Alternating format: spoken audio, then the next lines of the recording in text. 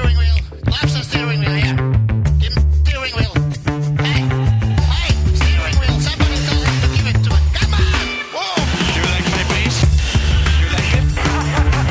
How the f*** that's possible? I'm driving like a grandma. Get that, Ralph? Did you hear me? Proper radio. Ralph, acknowledge. Now, come on, close him down and kill him. We've got a lunatic on the track. Down that mistake. I am so annoyed. Boys and girls, your attention, please. Hello and welcome back inside the Park for May for podcast number 991. This is Todd. No, Todd, not now. A.K.A. Negative Camper. You know why I've asked you here? You must convince the villagers that I'm harmless. Not asking a lot, because tonight we aren't talking about a whole bunch of stuff to spread controversy. No, we're not. We're going to be talking about Zach Brown writing a letter to the FIA. Oh, yeah, he did. On a big chief tablet with a number 2 Ticonderoga is the rumor. Bahrain and Saudi Arabia, you may not be done with him. You thought you were, but you may not. We'll talk about that. Also, behind the Ninja debate, is it really just a Ninja debate or a battle of control? We'll talk about that. If we have time, we might mention some Dutch guy driving at the Nürburgring, but we'll see how that goes. Because, you know, obviously we're going to talk Formula One first, which of course means I got to go all the way to the right coast, nestled near our nation's capital, and bring in my co-host. You know her, you love her, the lovely, the redoubtable Grace. Grace! How you doing, Grace? Doing pretty good, Todd. How are you doing? I'm doing well. Thank you for asking, Grace. Right. It's been torrential rain all day long. You know, there's this, if you look at the state of Missouri on a map, from Springfield, lower left-hand side, to St. Louis, is a highway called 44. Right. And the weather system literally moves up 44 constantly. That's just how the trade winds go. And what it does is it creates a front of storms that just travel up there, and it becomes a train of storms all day long. So Sounds like lots fun. of water. It was fun. A lot of flooding. Great for the commute. Good times. Yep. America's longest river, the Missouri River, very full. Mississippi, very full. Yep.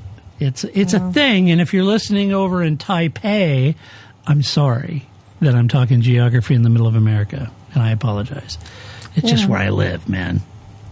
So, there you go, Grace. It's not, you know, things just aren't as rosy and perfect as they are in the D.C. metro area where you live. For a day. You know, whatever you get, like a day and a half later, we get. That's true. How weather works. It is. It's not like, you know, that It's heading cold your front was way. with you, and now it's coming here. So, yeah. It's on its way. It'll be fine. It's like 9,000 degrees today, so it's great. Oh, well, there you go. Life in the swamp. That's right. Only 700% humidity. It's lovely. I know. Yeah, you go out here in the summer, it's, you know, 100 degrees Fahrenheit and 98% humidity. You just spot weld to the pavement. Yeah, it's not quite at the time of year where I'm like, I walk out of the house and I'm like, why do I shower? I know. You're walking around with a towelette, a moist towelette. It's terrible. So, yeah, not great. I got to tell you, Grace. Yeah, what's up? You and I may need to do a little bit of an intervention here. Okay. And it's with our dear friend Paul. I was going to say, that's the only other person we could be doing an intervention with. So, yeah, it's our I'm dear here for friend that. Paul. Okay. I am sorry to say that Paul, a little testy about his Hammers facing relegation. Oh, he is not happy, and I don't blame him. him.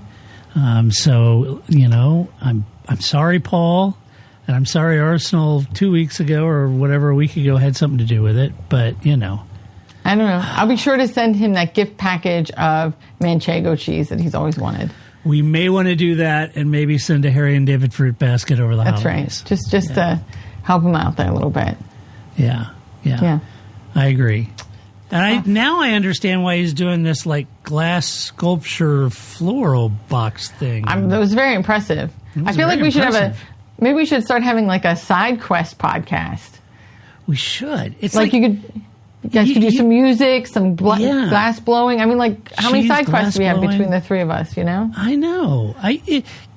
Paul, he's an enigma, folks. You know, most of you don't know him, and I barely do, and I've known him for years. he has all of these little things that he does. Like he cooks constantly. Now I've started doing that because I'm trying to keep up. He's a race car driver. He does karting events. He is the sporting manager of the Heart of Racing Aston Martin team. He's a glass blower now, apparently. Yeah. Who knows? Real Renaissance man. That Paul he is a Renaissance man. That's exactly what he is. I think we should just have like a B channel where we just do like side quests with Paul and find out about all these interesting things he's up to. I think that would be awesome. You know, he's always up to something, that Paul. Yeah. It would be fun. And then, you know, occasionally we could do some guest appearances with whatever random side quests we're also doing. Yeah, I know. I mean, you know, you check in on his socials over the weekend. You know, he's ran like 1,000 miles, and it's like, wow, what don't you do? It's amazing. So, anyway. What don't you do that you put on the socials? Well, I'll tell you what he doesn't do. He's not following a team that doesn't get relegated. That's what he doesn't do. Maybe you should not put that on the socials. Yeah, sorry, Paul. It's been like 18 years or 15 years, something like that, since the Hammers were relegated. That's rough, though. That is rough. I don't know. I mean, you're talking to a McLaren fan and a Ferrari fan. I'm not sure we have a lot of sympathy. Yeah, and a Chiefs fan, right? So, and I'm not talking about Super Bowl winning Chiefs. I'm talking about back in the 70s, 80s, 90s when we sucked, and I had to sit through that for decades. So, yes. Anyway, there you go. So, let's talk about some Formula One news. You mentioned McLaren. Yes. Jesus. And the first story. Yes. Yes. Yeah. Getting the hang of this, Lando. You're getting the hang of this, Lando.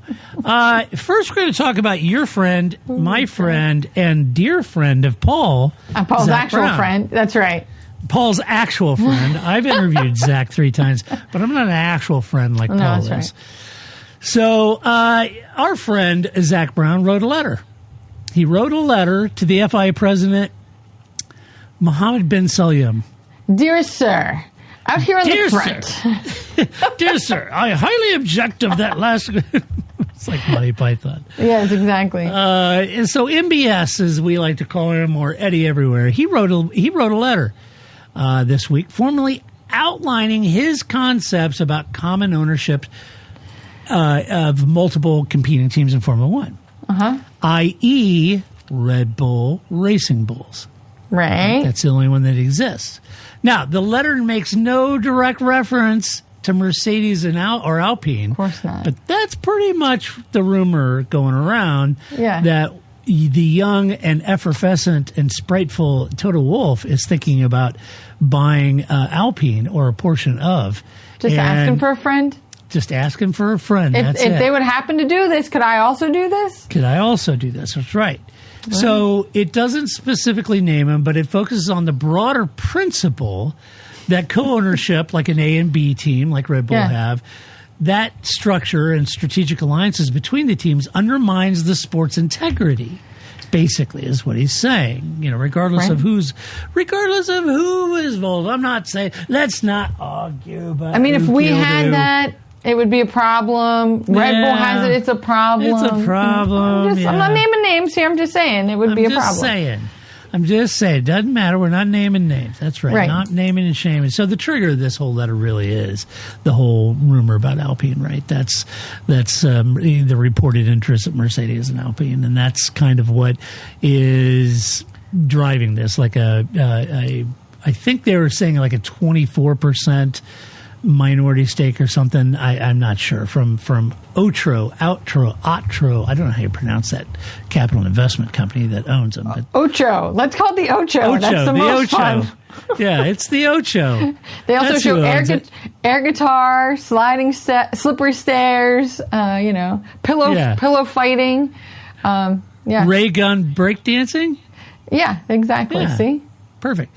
So they own that. So Zach cited specific examples such as, you all recall, the 2024 Singapore Grand Prix where the fastest lap was denied by Racing Bulls.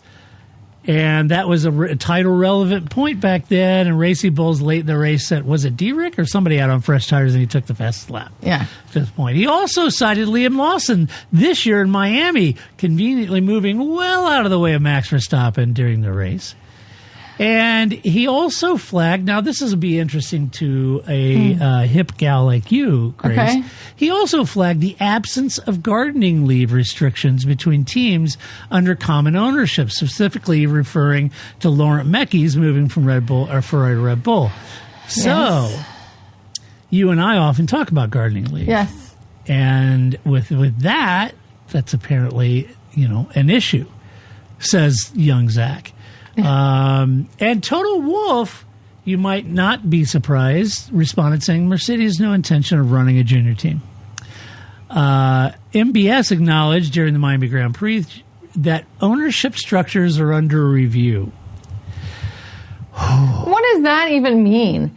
I'm pretty sure you and Paul are constantly having me under review for being on this podcast, right? What does that even mean? Is under review. I've been under review for 25 years now doing this show. So that doesn't mean anything. Under review. Cool. Under review. Cool. Yeah. Yeah, it's lip service. Under review. So, look, this isn't a new thing. If you've been watching a little bit of the news cycles and interviews, Zach has been putting this out there and talking about this for the last couple of seasons, 2 or 3 seasons, really. And this is back when Horner was at the helm of Red Bull, and he was really talking about this. But putting the letter to the FIA president, that ramps the thing up.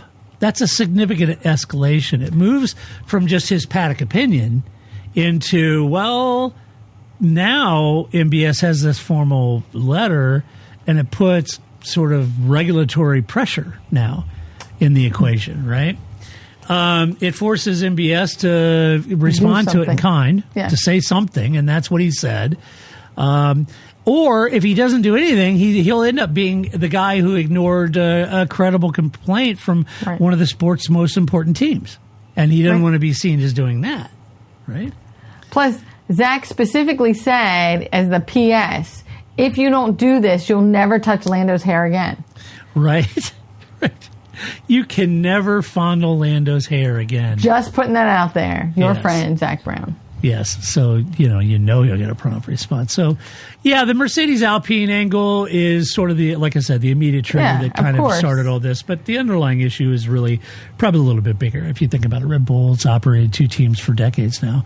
The sport sort of just absorbed that, didn't really make much of it, didn't really say much of it. Red Bull operated 2 teams. But I think the question Zach is asking is whether the cost cap era has changed the calculus, the math on this. Do things change with this model? Because financial independence between the teams now means something it didn't mean back in the era prior to cost caps. Right.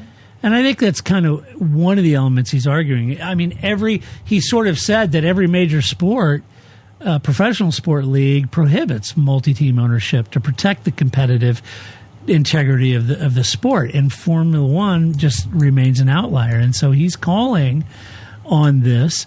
You've got the commercial growth of the sport, the explosion, the Concord Agreement, the FIA's governance over this. They all sort of intersect in this, cacophony of things where you might think, well, it's just a simple rule to make a change, but there, nothing is simple in F1. Yeah. He can't just say, you know what, we can't have same ownership of 2 teams. Well, that's a lot more complicated than it's easier said than done. And especially because Red Bull is going to find, I'm pretty sure, in basketball or football or something, the owners have to be somebody different, but it's a person, not an entity, not a company. Yeah. Right? So wouldn't Red Bull just find whatever the rule is and then go one beyond that, and it would still all be Red Bull, but 2 different buckets, so it's fine? Because these aren't being owned by a person. They're being owned by a conglomerate of companies.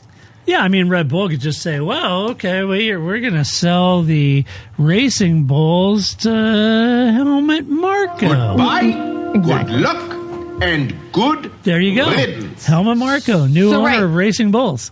we can have Team TPF, but Paul has to own one part, and it has to be a very distinct branch on the org chart from yours. Fine, right? So I get Zach's point, and without, I don't know, having customer cars, like David Richards said 700 years ago, this is going to continue to be a problem, right? It is. Just make them have customer cars, and then we're done with this shenanigan. I know. But I also want to know, why did it take him 6 pages? Not that I read it, but really, like, I don't know. I'm sure it's very well written. I mean, it's Zach. But to me, this seems very Martin Luther. Did you really need all of this? You couldn't have just said it in 2 theses? Right. I hate you guys. We're leaving. Done. Maybe he's got maps and diagrams or something. I don't know. Toto's emails. I don't know what's going on there, but I don't know why it takes so long to... Why does it take you 6 pages? Maybe he put a lot of clip art in there. I don't know.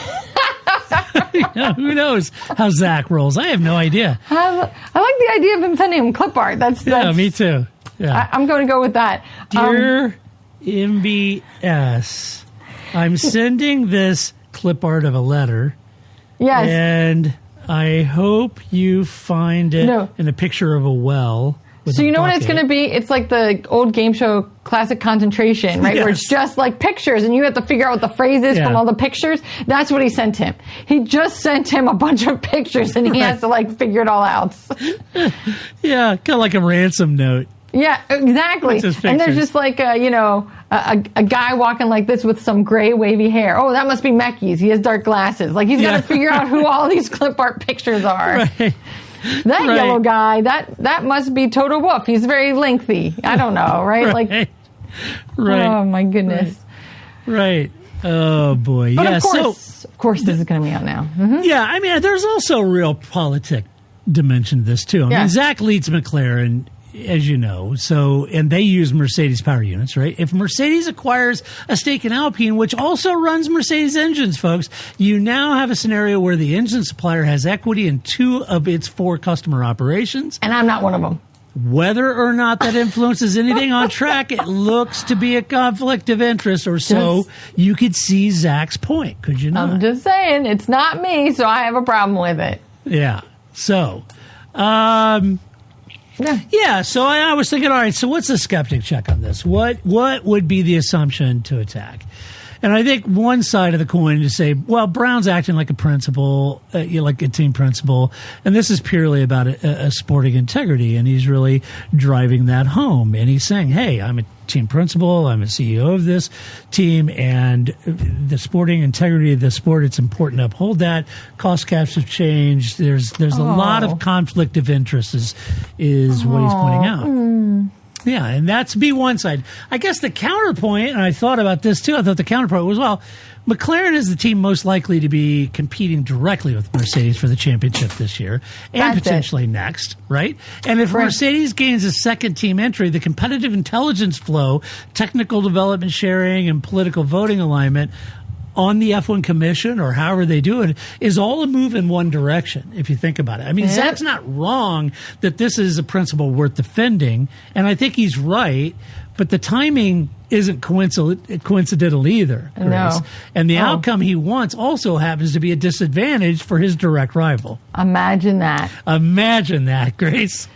On behalf of my other friends on this pit wall with me, I'd like to point out this is unfair. Convenient. Right.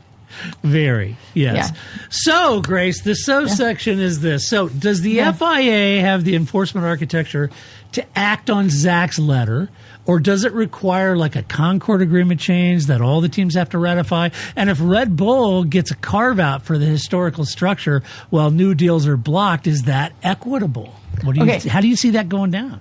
First of all, I don't think the FIA cares. They do not give 2 craps. So I think that's the question that actually comes before the question that you wrote, which is, can they act on it?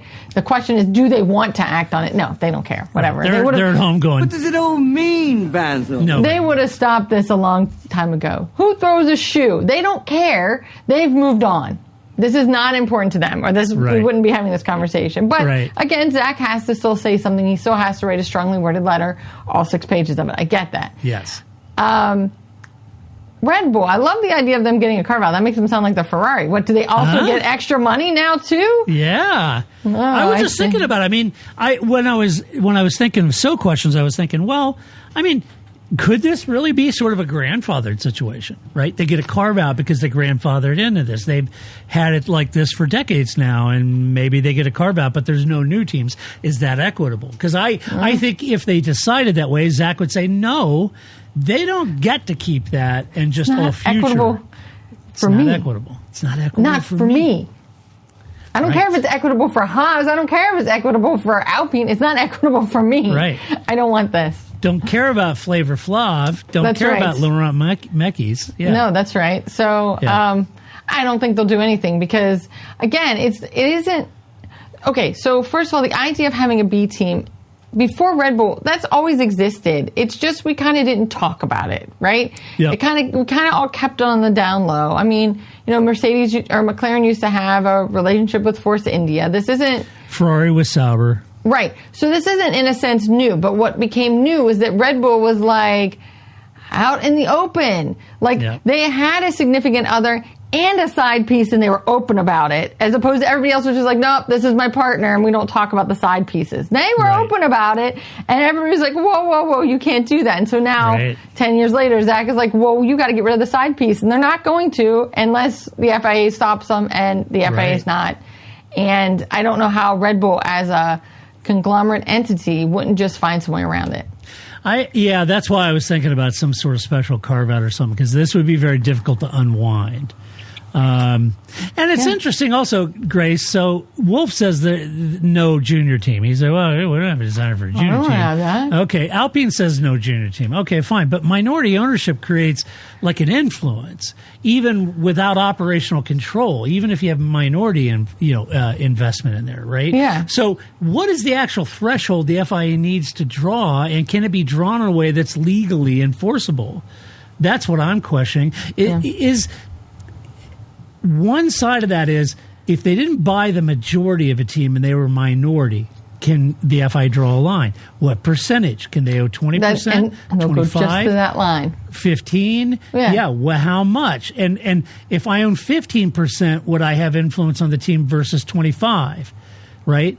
So there's this big gray area there. Or also, I thought it could just be semantics, could it not, Grace? And Tony was saying, no, we don't have any designs on a junior team, meaning, no, if we bought a team, we'd go full-throated to be a championship-winning team. We're not going to treat it as a junior. I think that's just semantics, isn't it? I mean, right. It is exactly that. Like, he could then say, well, I said we wouldn't have a junior team. You didn't say we couldn't have a second team. Like some sort of like... We're a premier team in both teams. Right. They're both great, and I'm in charge of both of them. We don't have a number two. Both are number ones. Right. Yeah. So I just think that, of course, they will find some way around this if it's what they want. And so I think, yes, should Zach Brown write a strongly worded letter? Yes. Do I think anything will come of it? No. Yeah. But good on you, Zach. So I also think the timing of this is interesting. See, if you're Zach, you're thinking 3 years ago he was already saying this. Yeah. But doing it now is interesting. And here's the reason I'm wondering, Grace. So if you're sitting in a midfield team using a Honda or Ferrari or Audi, do you want this fight to succeed? Oh. Because the flip side of preventing Mercedes from owning Alpine is that it also limits how Ferrari, Red Bull, or anyone else with resources could ever strengthen their position in the paddock, right? Right. It would limit it. You're right, because you've already bought one of the other, 10 teams. So, I think this is a messier situation than just on the surface. I think it will be interesting to see how many of the other teams support Zach's position and how many may not. And a lot of that has to do with engine supplies and who's supplying engines. So, the other thing is, and this going back a few years, back in mid-2000s, whatever it might be, there was always that notion of Ferrari supplying Sauber, Mercedes supplying McLaren. And they all towed each other's line because the team that was a customer would always support whatever team their engines came from. That was always that. Zach is breaking that mold. This is a customer team arguing that their manufacturer of their engines shouldn't be able to buy another team. And that's quite a departure, because it used to be in the past, if I'm Sauber and I'm getting engines, or I'm Haas getting an engine Ferrari, I'm going to support whatever Ferrari is trying to ram through the FIA, because I'm an engine partner and they're giving me free transmissions or whatever it might be, right? Yeah. So this is quite a little departure for Zach. So I think it's interesting. It's got some teeth to it. You know what would solve this problem? What's that? We're just going to give everybody Cogsworth engines and we'll be done with it. There you go. Cogsworth for everybody. I talk about that later in the show. Oh, look at that. See, problem solved. Merry Christmas. You and I have been saying this ever since they decided not to do it. There you go. Then you don't have this problem anymore. Right. We're talking about, back in Barf 1, B.A. Honda and Dave Richards era, folks. You have to go back a few podcasts to hear what Grace and I said about that. But we were all we were all aligned with Dave Richards back in the day. Yeah, And if you don't know who Dave Richards is, Google it, you goofy bastard. Some good stuff there. But yes, there is. Yeah, I think that would solve this problem altogether if everybody was truly independent from each other. There you go. It would. All right, let's just, shall we turn the Story page? number 2. Let's do. All right, turn the page. Segment 2. Bahrain and Saudi Arabia may not be gone, and the business case for bringing them back. So let's talk about it. Let's dive in. What's confirmed? Well, F1 formally canceled the Bahrain race, right? And Saudi Arabia. You'll remember that.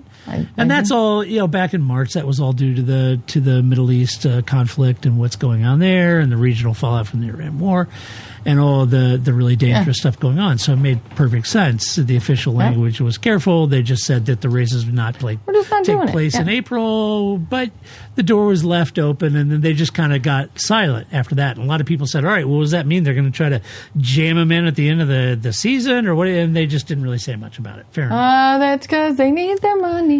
Yes. So they're not going to, if it was you and I sponsoring a race, they'd be like, we don't need those guys. It's done. We canceled it. We canceled it. Done. We cannot live without this money. Yes. So we can't just cancel it. When prodded by F1 Press at the time, they were like, well, I don't know. Why would we need this? No, no, seriously, you're going to run it at the end of the year? No. I don't know. Don't know. Well, guess what? Liberty Media CEO Derek Chang confirmed during a shareholder meeting this week. Surprise. Yes. His exact words were that it might be possible to reschedule one race toward the end of the season. One. No kidding. Race. So the plot thinnens. Domenicali has also publicly acknowledged now that the same possibility is what he said. And he says, it's worth noting that the two races together, folks, are worth in excess of $100 million in fees to the FOM. There you have it. There you got it. Now you know what it's about. Right there, right? So that number explains why the conversation isn't over, doesn't it? No, it's not over, because they're hoping any day now they can just be like, I don't know, Catalunya who? It's Saudi Arabia this week, Yeah. So Liberty is saying to John Malone, hey, could you get Trump on the phone? Yeah. And get him on and ask him, about Iran, and just ask him to wrap it up real quick. We need, come on. Just a month. We just need a month to wedge these in, and then he can go. Everybody can go back to doing what they're doing. Go back and fight or whatever. Whatever, I don't care. I just need a month. Yeah.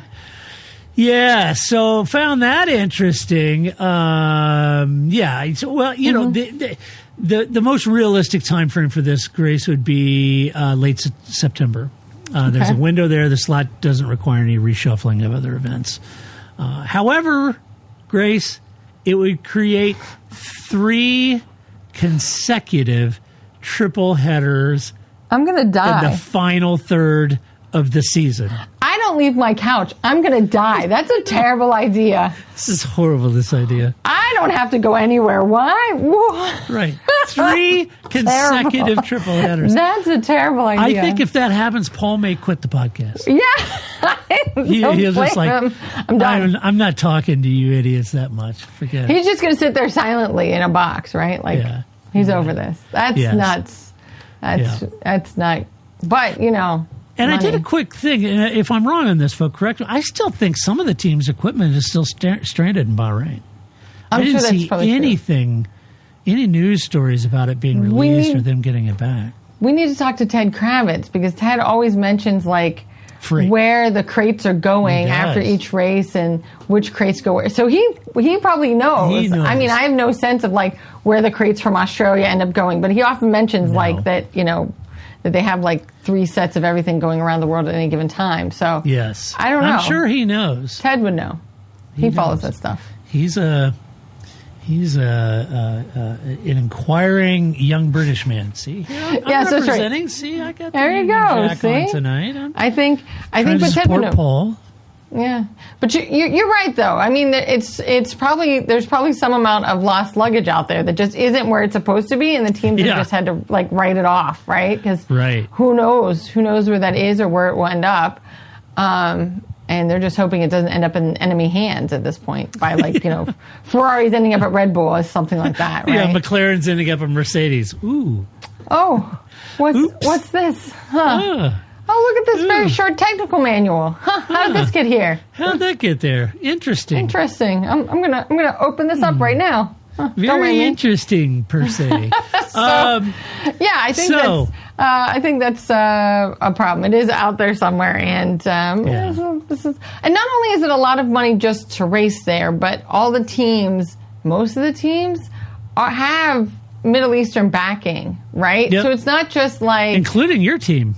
Right, exactly. Bonnie Raitt, she's a big fan. So not only does each of these teams have an investment with these countries outside of the race, so that makes it all the more because that's people that come, money that's spent. Again, they're not going to these tracks for you and me. That's not why we're going to these countries, right? We have a very boring race in Abu Dhabi. Why? Because that's what we wanted. They asked us on some survey. That did not. That is not why we go to Abu Dhabi at the end of the season. Nope.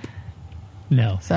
So why does it matter? Well, $100 million in race fees that's not a rounding error. Right. That's serious money. It's a lot of money.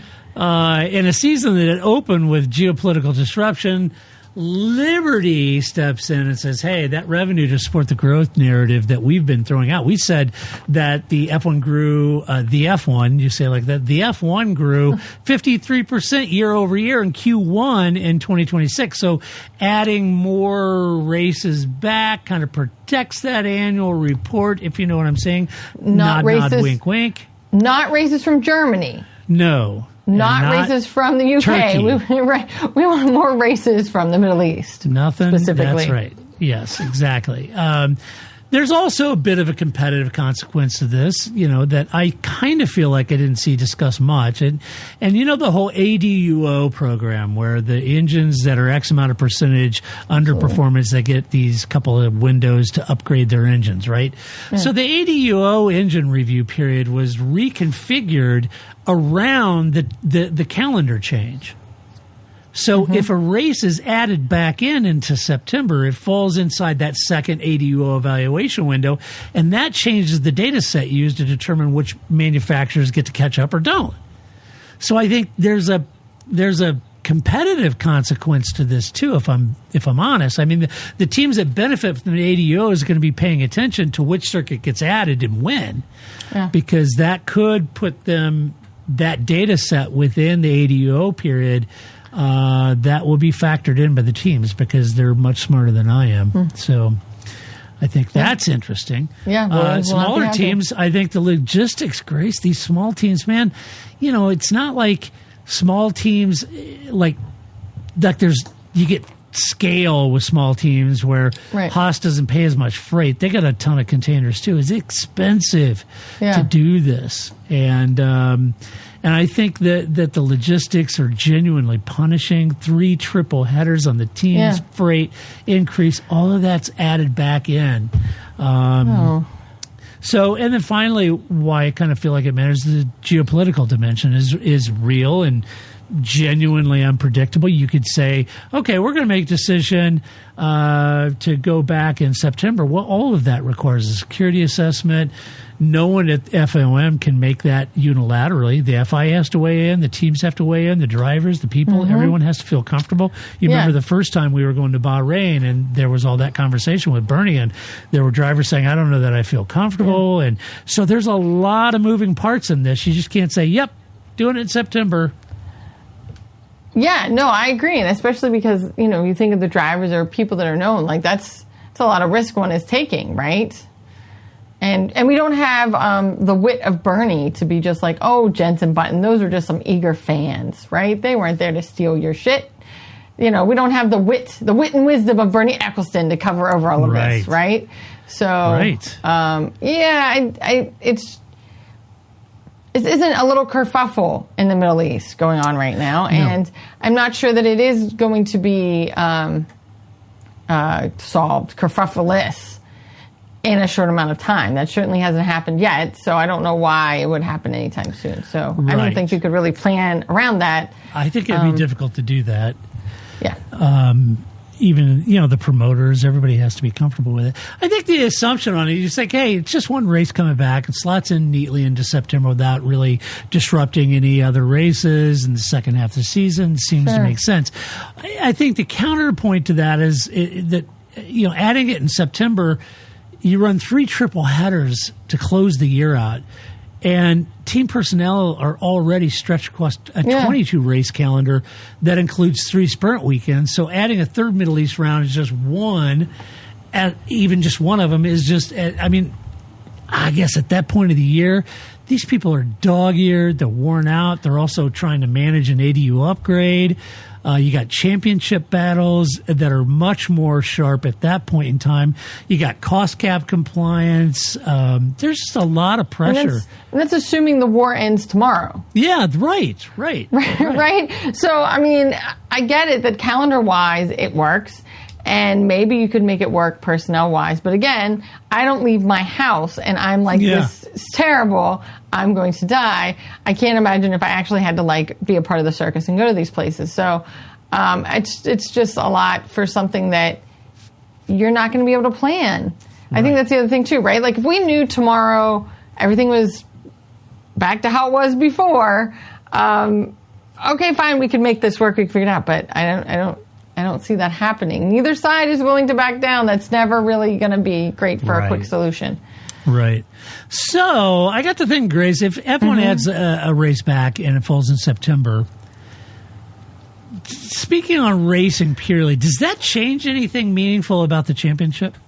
Yes, right? Because also each track is very different, right? Adds more points back, right? Right. But even at that, we were talking about George Russell doesn't like Miami. Well, what if Lando Norris would have won, but he doesn't like Saudi Arabia? Nobody wants that narrative either, right? This idea that it would have been fine if we wouldn't have had this track. Because it is a track-dependent sport, and in that sense. So where you put them is also going to swing it. Plus, you're right. You're adding now 25 points to each weekend that suddenly wasn't there.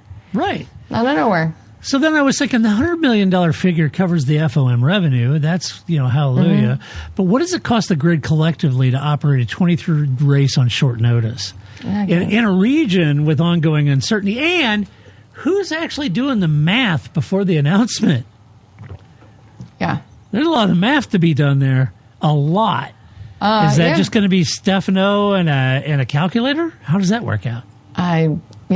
He's got his HP12C there, and he's crunching some numbers. Okay, first of all, it's definitely Disney-themed, his calculator, his TI-81. Oh, for sure. For sure. It's got a Mickey Mouse skin on it, He's got a TI, doesn't he? He does. Yeah, of course. Yeah. Only the best.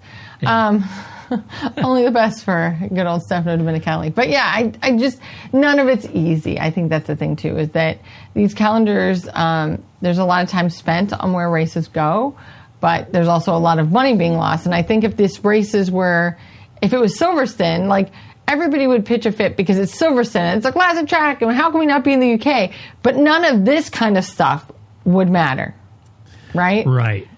But it isn't. It's the Middle East, and all this money stuff really matters. And so that's why everybody's bending over backwards for it. If we were, like you said, if we were in Turkey or Hungary or Germany, whatever, it's fine. You know, Agreed. like Magna Cores, it's dead to us. We don't care anymore. We're moving on. So, but they can't. Hockenheim, screw it. That's right. Nürburgring, screw it. You can share your date every other year. We don't need you. So but they can't do that here. And so that's not great.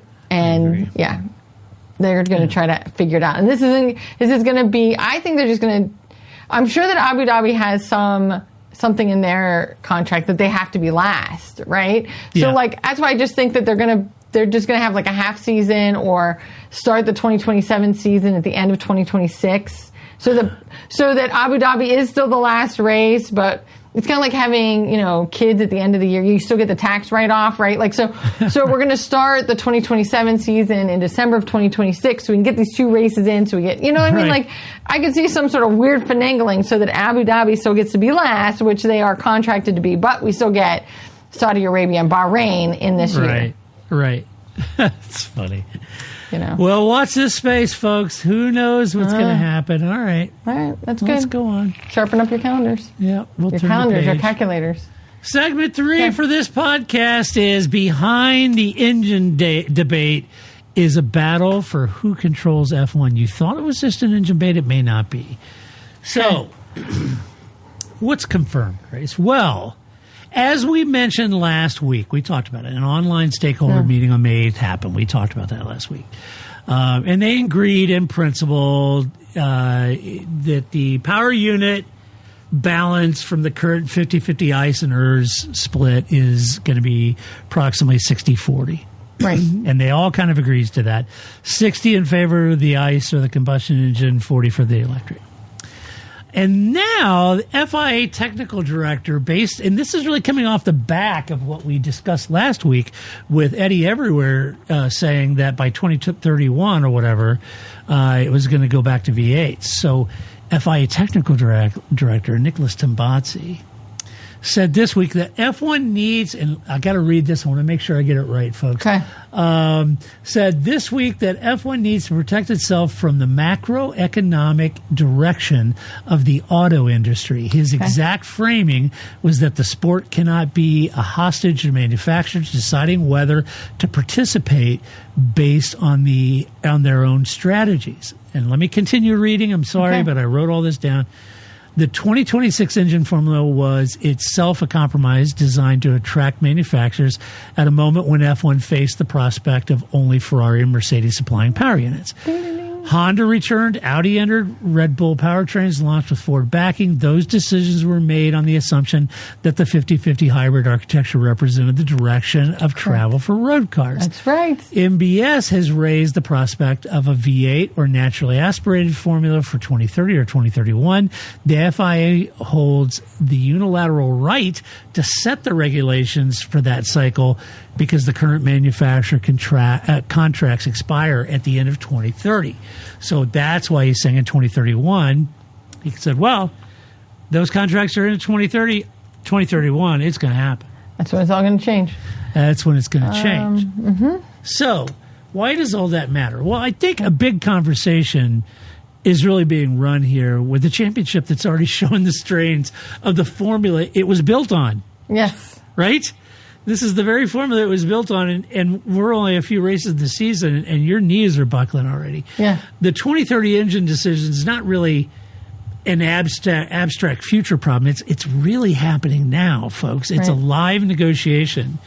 And I think it's going to determine whether F1 continues to be a platform for manufacturer technology or whether it tries hard to pivot back toward being a racing series first. That's really the two directions. It's gone all in engineering, and it's all about road relevancy and getting manufacturers in, and it's got to be road relevant for the road cars and development and R&D, and it's rapid prototyping and blah, blah, blah, blah, blah. Meanwhile, over here, you got a bunch of fans saying, could we just see some really kick-ass racing? Yeah. That would be awesome. Yeah. The Cosworth model you mentioned earlier that the Motorsport article raised this week is the key really to kind of understand what the FIA is actually considering. Now, this goes back. Grace and I talked about this many years ago. It's a simpler power unit, and it opens the door to independent engine suppliers. like Gibson V8s, Cosworth V8s. Right.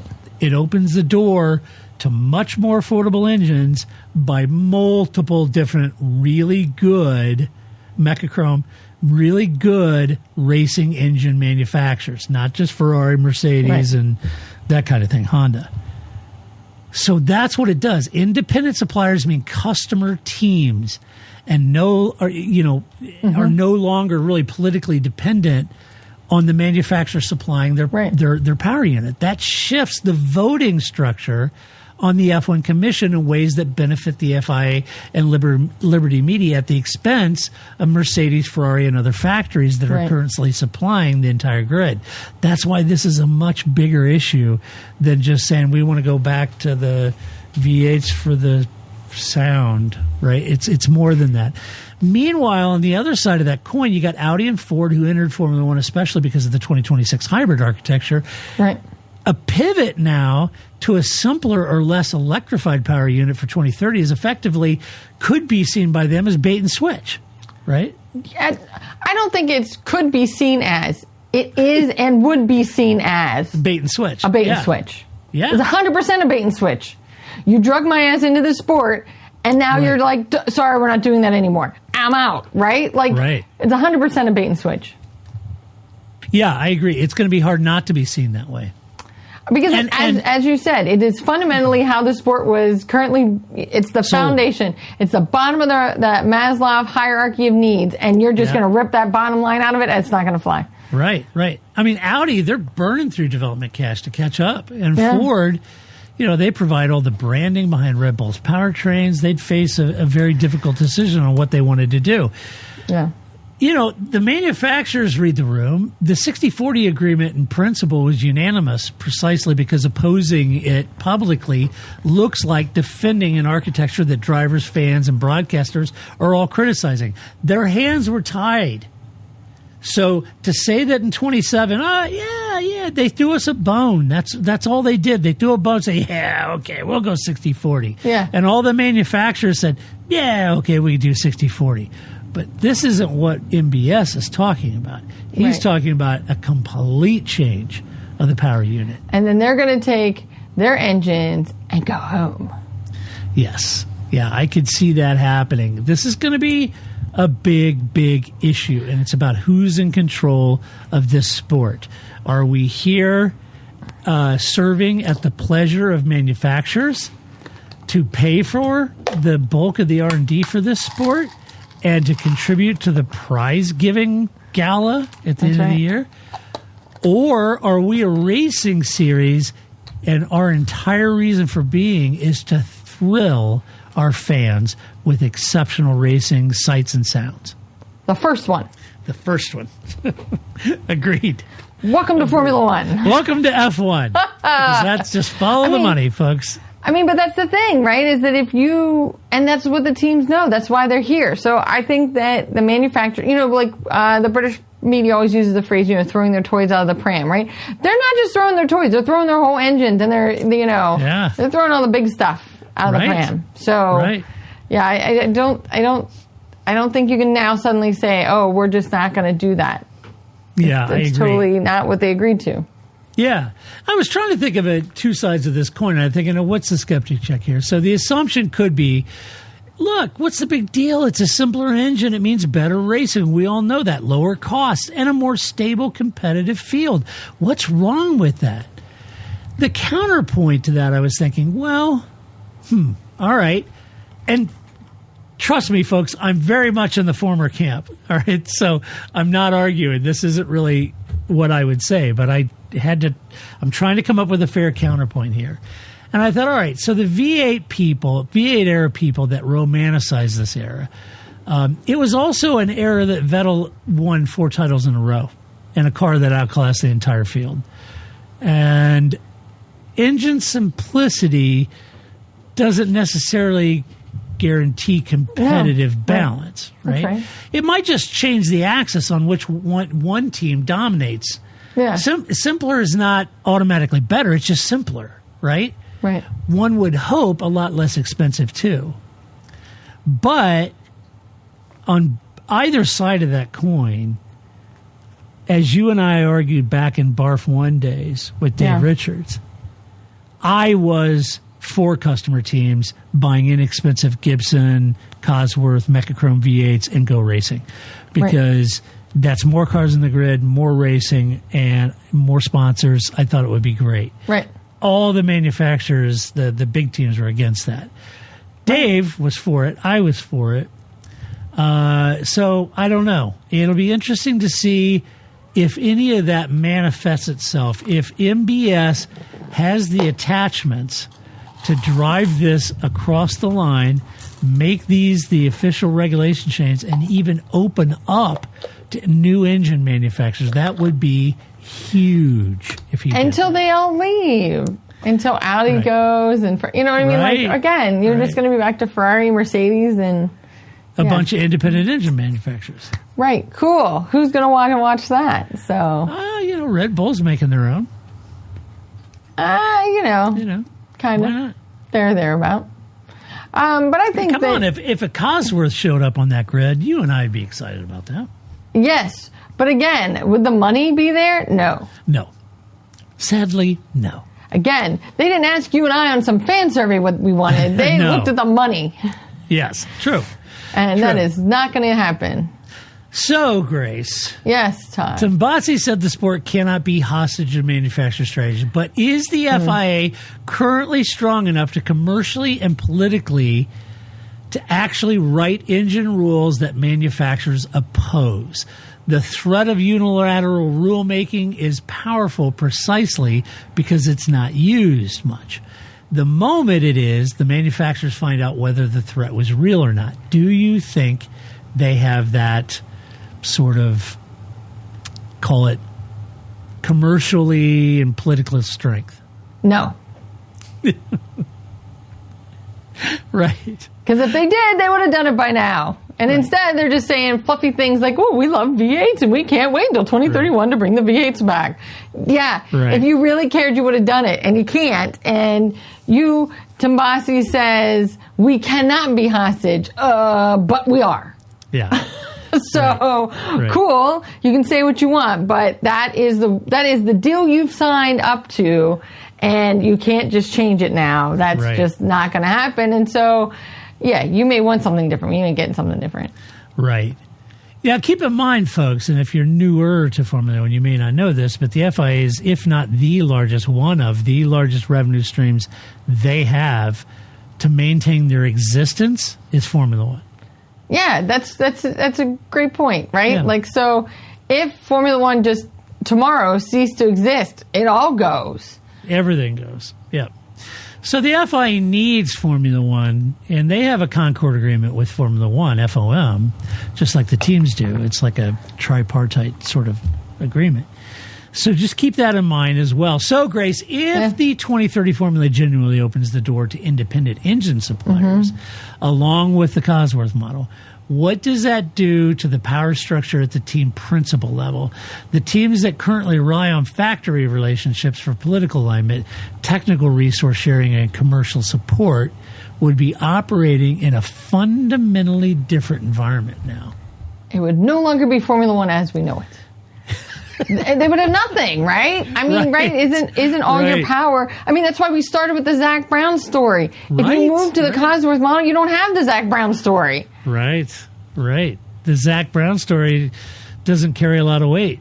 Nobody cares. Right? That's right. Yeah. So what do we care? They're running a Cosworth over there. Yeah, right. Like you're mad at a Pine Box Derby car in comparison to your Ferrari? No, calm down. No.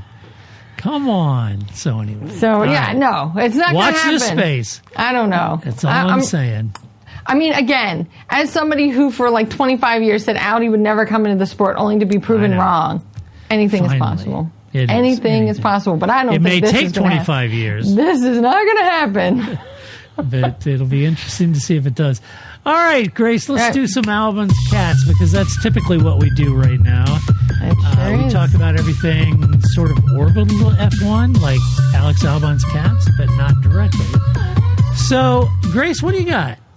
So I would like to draw your attention to yet another one of the many unboxed videos that are out there. This one was put out by Ferrari, And I don't know if you've seen it, but I enjoyed this because I do love the Charles Leclerc LH chemistry is great. They're very joyful. I enjoy watching the two of them together.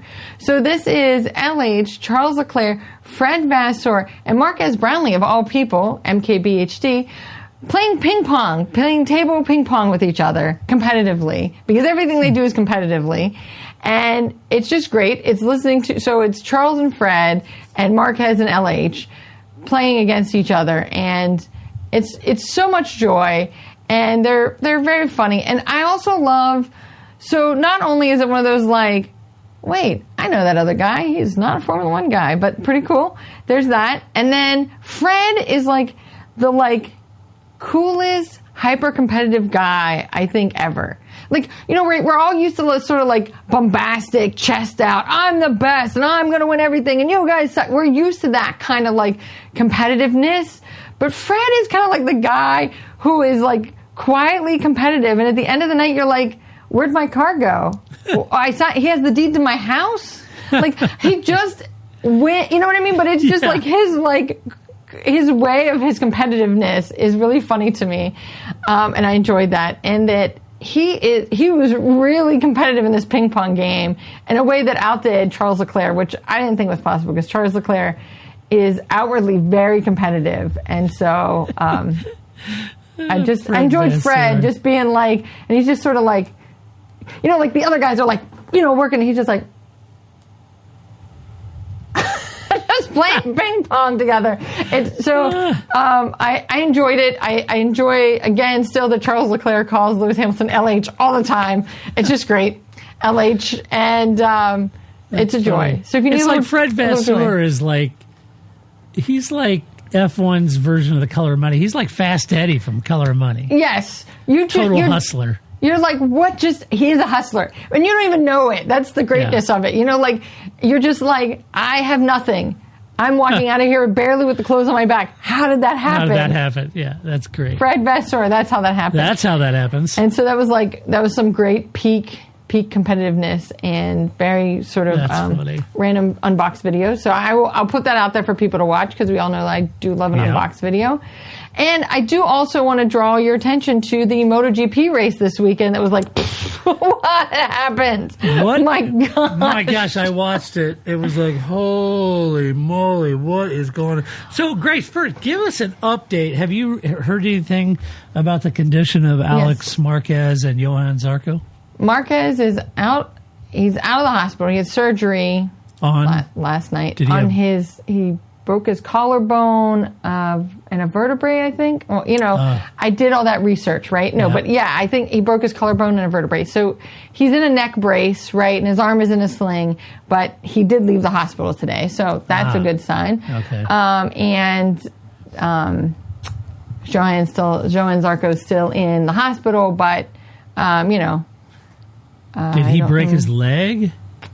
I think he broke his foot. His foot, ankle? I think they said. Again, my top research team, I think he broke his foot. But, I mean, that race was crazy. So 3 race starts. So it's never good. So I often complain about the MotoGP app because if you try to watch the race while it's still live. So it's an hour long, but I'm like, I'm halfway through the race. I'd like to start from the beginning. Yep. It's a mess.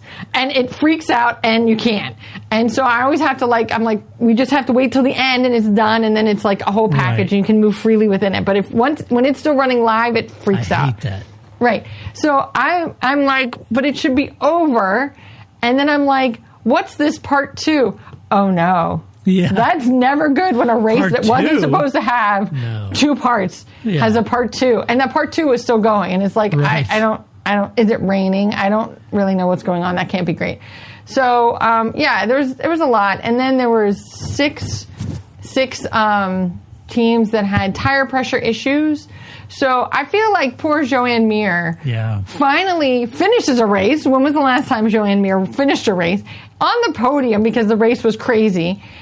And then he has tire pressure and he didn't finish on the podium. So bad. Like, Joanne Mir, what the sins of your father. What has happened in your life that you got a world championship and that's it? It's rough. What do you got to do, my man? I don't know. It was crazy to see that, but yeah, KTM has got to get it. Every KTM had problems this weekend. Yeah, it's and crazy. I think, so first accident, Pedro Costa loses something in his car, puts his hand up because he loses all the power in his bike all of a sudden. Alex Marquez plows right into him, right? Because he's right on his tail, and and you can see it. Like the second Pedro's arm goes up, Marquez just runs right into him. Yeah, it's terrible. Flies into the air wall, and it's crazy. His tire comes back on, hits Digia, breaks his hand, I think. Crazy. Digia goes on to win the race. But very Red Bull Ring, A1 Ring 2020, right? When I really was pretty sure I just watched Valentino Rossi die. Yeah. So, it was really like craziness. And of course they don't show, which is rightly so, that they don't show you any replays until we find out that they're all conscious. Yeah, right. But then you're also just sitting there because they're just trying, just like when there's a rain delay, right? They're just trying to fill some time and show you some things, but they can't show you any of the things that you really want to see because we really don't want to show you that yet. And yet you don't really know what happened. So I thought I was watching another Simoncelli. Yeah, exactly. Yeah. It was not great at all. Yeah. And so then they restart the race, and then that's when Johan Zarco's leg gets caught in the back wheel of Pecco's bike. It was just craziness. And so then they started for the third time, but in between the first start and the second start, the FOM is like, is it the same problem? Like, should we ban KTM from starting? Like, is what happened to Pedro's bike what happened to everybody's bike? So now if we send everybody out there on a KTM, we're just going to keep having problems. They deduced that it wasn't the same problem. However, because Enea Bastianini had retired like 3 laps before, right? So, and Maverick Vinales earlier in the sprint race had oil on his leg, so he pulled into the pits, and then Brad Binder didn't start the race. He started from pit lane because he had problems. So it was just like, should we not let the KTM start? And they were like, no, they're all different problems. That's worse. That is worse. I guess in some ways it's good because now the other bikes can start, but this is terrible, KTM. You had four bikes, all 4 of them had issues, and they had 4 different issues. That can't be great. Not good enough, damn it. Not no. That's bad. And so it was sort of all crazy and not what anybody wants. And then you had 6 guys that tire pressure, and I agree, tire pressure is probably the most frustrating. It's kind of like when George Russell didn't win at Spa because of weight. Yes. Right? You know what I mean? Like, it's just or a skid block that was like a... Yeah, like McLaren in Vegas, right? Like, so it's frustrating like that because it's not something you can completely plan. You have to kind of guess at what their tire pressure... Like, the way I had to explain was, you're kind of guessing what kind of race they're going to have, and if they have a race that's not like that, then the tire pressure is going to be off. Well, of course they didn't have the race that anybody thought that was what that race was going to be like. And so you had 6 riders with tire that lost their position because of tire pressure issues. It was just like, well, this is dumb. So yeah, it was craziness. It was a crazy race, and I don't know if we'll see changes. Catalunya has long been criticized as especially in the first turn for MotoGP bikes. So thankfully, nobody lost their life. Nobody became undead in this race. So unalive. Sorry, nobody came unalived in this race. So that's good. But hopefully, it's enough that they do something. We don't have to have somebody become, not alive for it to really get changed. But anyway, crazy race, and So we'll see. We'll see what comes. Nuts. Crazy. Yeah. All right. You want some no shit headlines? Yeah, I do. I found 2. Ooh, all right. Yeah, the first one. Now, this is a major F1 row brewing here. Oh. All right. Does it also involve a strongly worded letter? Because we all know those are my favorite. I know. No, I don't think there's a strongly... There could be a strongly worded letter. Okay. There could be compromising details. I don't know. But... I'm a little afraid now to know what the story is. I know. This is at the heart of Formula One. So, the headline reads, Major F1 row as strippers plan to go on strike during Canadian Grand Prix and bid to hit bosses on the busiest weekend of the year. Okay. There you go. So Montreal is like Vegas. It is the Vegas of Canada, right? So it is where people go for this kind of debauchery. Yep. So it does kind of seem like but I remember when I told people that I was going, people that I know in Canada would go, why are you going there? Like, is it somebody's stag party? I don't understand, right? Like, similar to why are you going to Vegas? Although Vegas has shows and food, and I go to Vegas and I don't do that kind of stuff. So, that you guys are going to know about. But anyway, it's there, but there are lots of other things in Vegas. But yeah, so that's a lot of what, and I tell this story of the first time I was in Montreal and we were walking around looking for some place to eat lunch. And the other two people I was with, you know, my friend Terry, his wife, Masha, kept going, what about that place? And I kept going, oh, no, I don't think so. And what about that place? I don't think so. Finally, she went, Grace, why don't you want to eat any of the places I want to eat at? I'm like, could you keep picking strip clubs? And I was trying to keep it on the down low, right? Like, could you, every place you've pointed to, literally, you don't see the neon and the dark windows and the like, what do you think's happening in there? And she's like, oh. I was like, I was just trying to like, play it cool. Not point that out.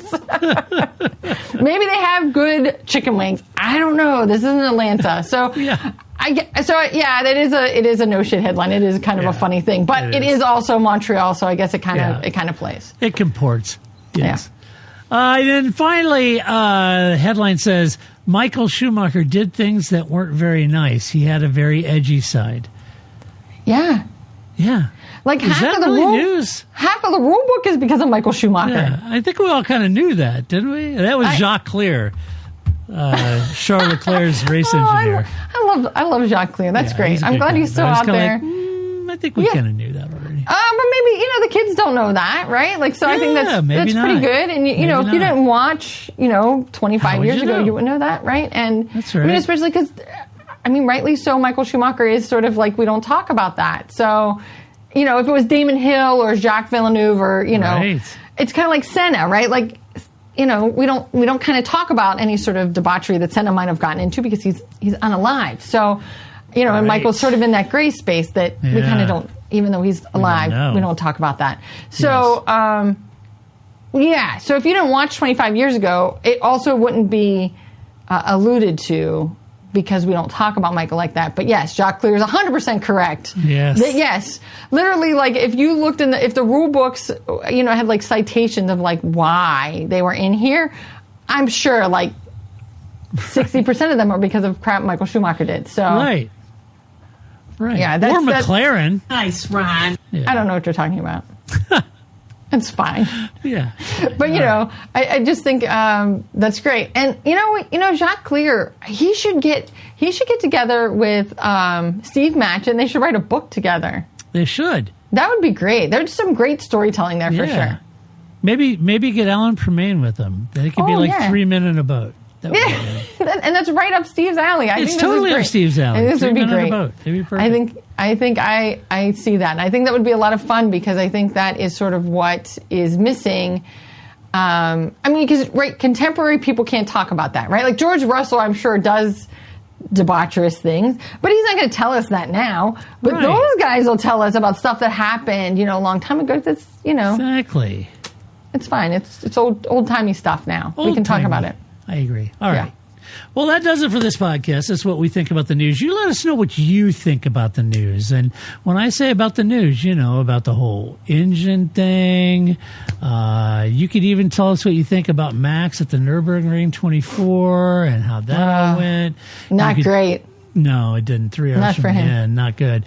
Talking, the Bahrain, Saudi Arabia. What do you think about that? What do you think about Zach's penmanship in his letter? Oh, that's great. I'd love for it to be like John Hancocky, right? Like, yeah. Yes, with a big Zach at the bottom. Huge and bold letter. Zach with a massive Z. Like he's Zorro. Yes. met you. Yes. That's right. Zach was here. Right. So you can tell us what you think about that. You can do that at theparkforme.com. Share your opinion with decorum and civility. As always, if you like this podcast, go to your favorite player and give us a good rating and let everybody know. Share it. I mean, did you guys forget to hit the like button on the YouTubes and the, because we do this on YouTube too, if you want to see it. So hit the like button, bell icon, all the little buttons that you hit. That would be much appreciated. It'd be a big help. It would probably be helpful for you to watch it on YouTube because I'm pretty sure like 90% of my conversation is just like all hand gestures. Yeah, me too. Which is true in reality too. So yeah, it's true. So, and if you want to listen to this or watch this with no commercials, you can do that by being a Patreon supporter, folks. Because I post these on Patreon with no commercials, and you don't have to sit through that. And that is the only reason we do this podcast. If it were not for Patreon supporters, we could not and would not do this podcast. So a huge thank you to them as well. And then next week, I was wrong last week, and I thought I caught myself, but my friend Kuhn said, hey, wait a minute, you said Canada's negotiated. So he called me on it. Thanks, yeah. Good times. My Belgian friend. And we will be back next week to talk about the Canadian Grand Prix with said Paul Charsley. There you go. And maybe we'll talk about the Hammers. I don't know. We'll see. But until that time, folks, when we come back to do it all over again, this is Odd, a.k.a. Negative Camper, saying so long, Grace. See you in 2 weeks. That's it, man. Game over, man. Game over. I don't feel I've got to prove at all. I don't really want to prove anything. I started as an amateur with no idea or no intention of becoming world champion. I was curious to find out what it was like to drive a car fast, to drive on a certain circuit, to drive a certain type of car.